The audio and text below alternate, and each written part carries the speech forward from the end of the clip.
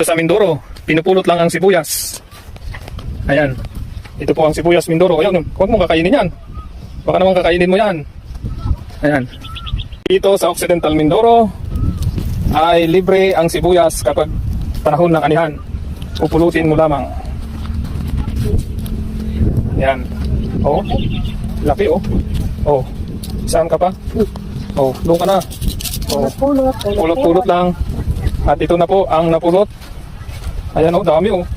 Libreng sibuyas dito sa Barangay Batong Buhay. Ayan. Dito po ang sibuyas na libre sa ngayon. Pupulot ka lang. Ayan. Pupulot lang tayo dito sa mga sibuyas. Oh, dami mo talagang sinira sa amin.